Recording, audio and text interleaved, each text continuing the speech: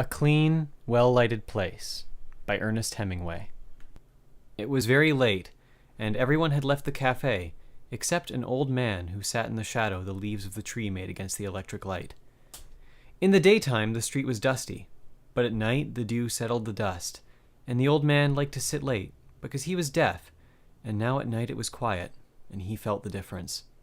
The two waiters inside the cafe knew the old man was a little drunk, and while he was a good client, they knew that if he became too drunk, he would leave without paying, so they kept watch on him. "Last week he tried to commit suicide," one waiter said. "Why?" "He was in despair." "What about?" "Nothing." "How do you know it was nothing?" "He has plenty of money." They sat together at a table that was close against the wall near the door of the cafe, and looked at the terrace where the tables were all empty, except where the old man sat, in the shadow of the leaves of the tree that moved slightly in the wind. A girl and a soldier went by in the street. Streetlight shone on the brass number on his collar. The girl wore no head covering and hurried beside him. "The guard will pick him up," one waiter said. "What does it matter if he gets what he's after?" "He had better get off the street now. The guard will get him. They went by 5 minutes ago." The old man sitting in the shadow rapped on his saucer with his glass. The younger waiter went over to him. "What do you want?" The old man looked at him. "Another brandy," he said. "You'll be drunk," the waiter said. The old man looked at him. The waiter went away. "He'll stay all night," he said to his colleague. "I'm sleepy now. I never get into bed before 3 o'clock. He should have killed himself last week." The waiter took the brandy bottle and another saucer from the counter inside the cafe and marched out to the old man's table. He put down the saucer and poured the glass full of brandy. "You should have killed yourself last week," he said to the deaf man. The old man motioned with his finger. "A little more," he said.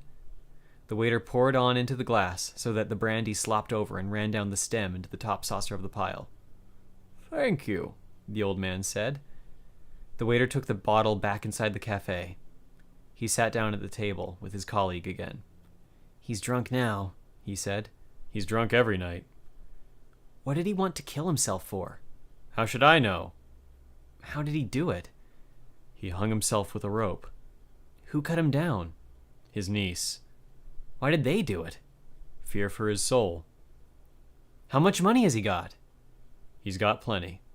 "He must be 80 years old." "Anyway, I should say he was 80. "I wish he would go home.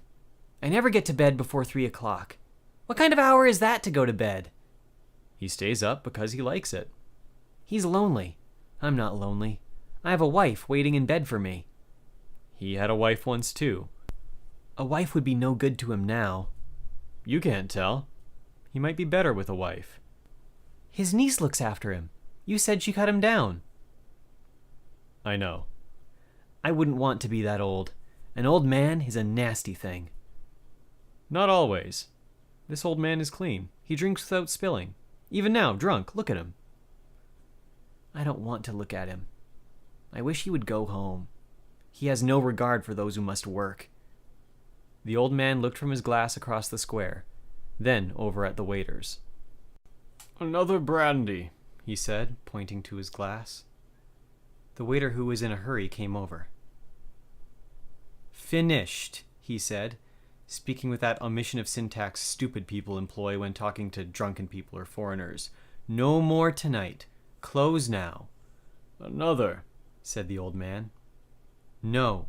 Finished." The waiter wiped the edge of the table with a towel and shook his head. The old man stood up, slowly counted the saucers, took a leather coin purse from his pocket, and paid for the drinks, leaving half a peseta tip. The waiter watched him go down the street, a very old man, walking unsteadily, but with dignity.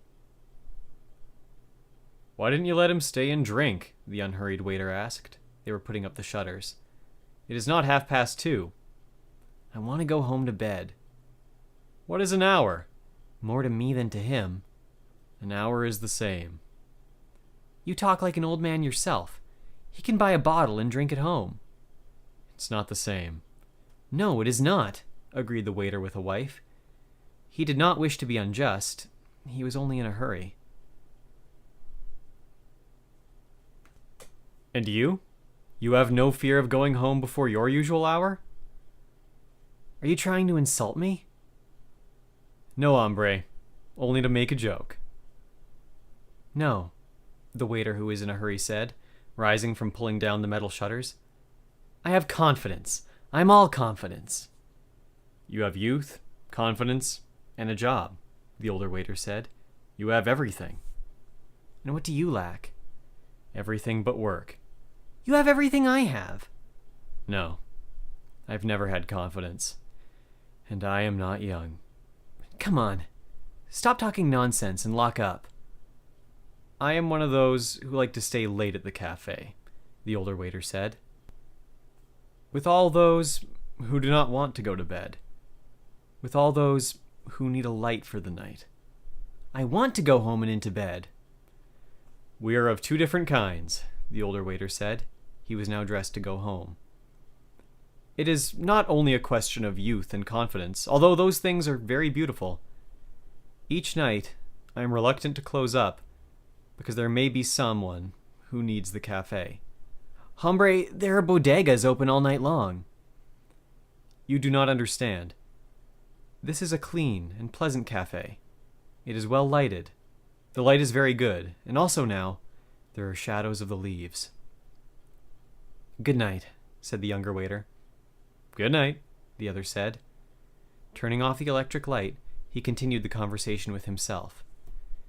It was the light, of course, but it is necessary that the place be clean and pleasant. You do not want music. Certainly you do not want music. Nor can you stand before a bar with dignity. Oh, that is all that is provided for these hours. What did he fear? It was not a fear or dread. It was a nothing that he knew too well.